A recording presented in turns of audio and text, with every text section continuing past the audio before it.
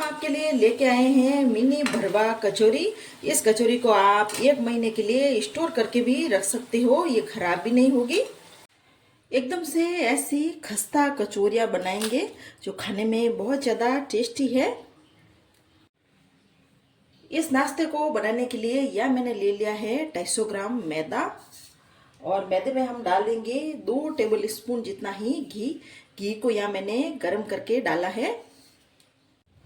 आधा चम्मच ही इसमें हम डालेंगे अजवाइन। अजवाइन को हम हाथ से क्रश करके डालेंगे। मैंने मैदे में घी डाला है, अगर घी की जगह आप इसमें तेल भी डाल सकते हो।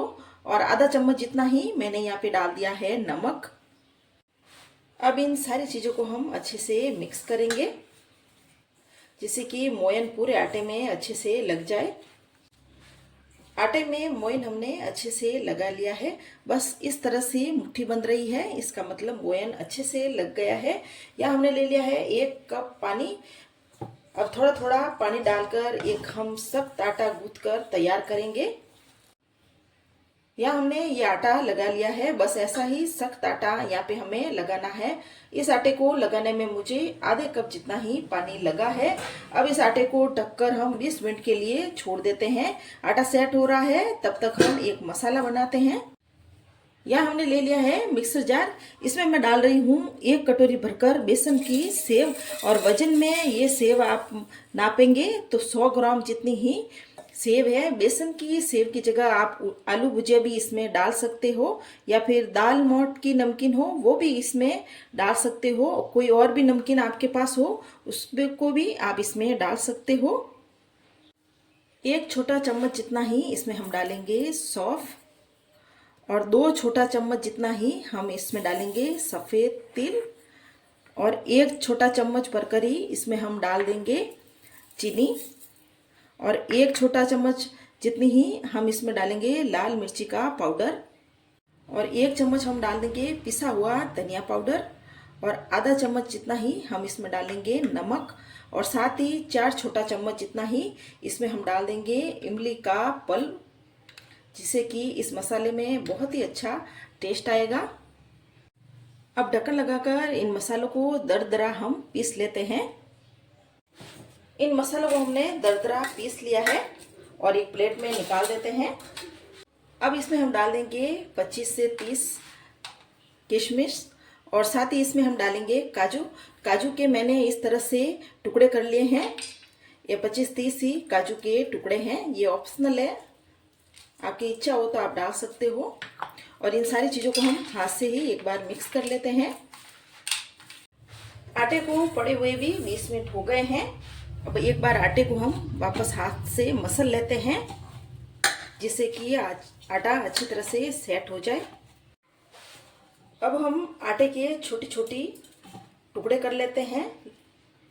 छोटी छोटी सी इस तरह की लोइयां बनाएंगे। अब इनकी हम एक लोई बनाएंगे इस तरह से। सारे टुकड़ों को हम इसी तरह से लोइयां बना लेंगे। यह हमने आटे की सारी लोई बना ली है, और थोड़ा सा इस पे हम तेल लगा लेते हैं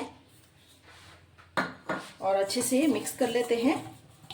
अब यहाँ पर हम एक लोई ले लेते हैं और इसको बेलेंगे। अब इस लोई को हम बेल लेते हैं।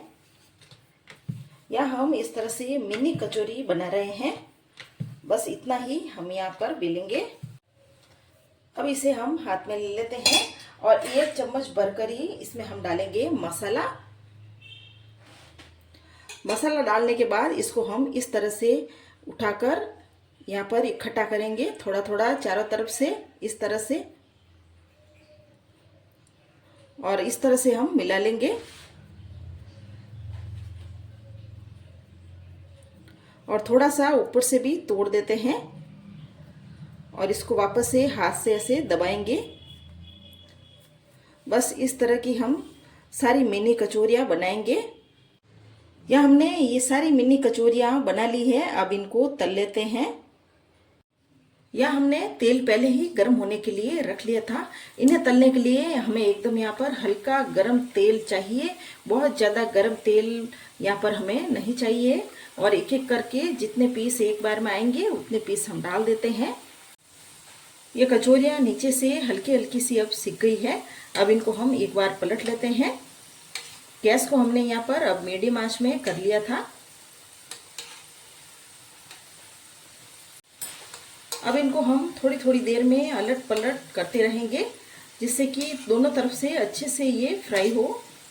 कचौरी को अलट पलट करके अच्छी तरह से फ्राई कर लिया है और इनमें ऐसा गोल्डन कलर भी आ गया है। अब इन कचौरी को हम निकाल देते हैं एक प्लेट में। और यहाँ पर जो बाकी के पीस बचे हुए हैं उन्हें भी हम इसी तरह से अलट पलट करके फ्राई कर लेंगे। यह हमने ये सारी कचौरियाँ बना ली हैं। ठंडा होने के बाद किसी भी डिब्बे में भरकर 1 महीने के लिए आप स्टोर करके इन कचौरियों को रख सकते हो। ये खराब भी नहीं होगी। अगर रेसिपी अच्छी लगी हो तो मेरे चैनल को सब्सक्राइब करें और कमेंट करें।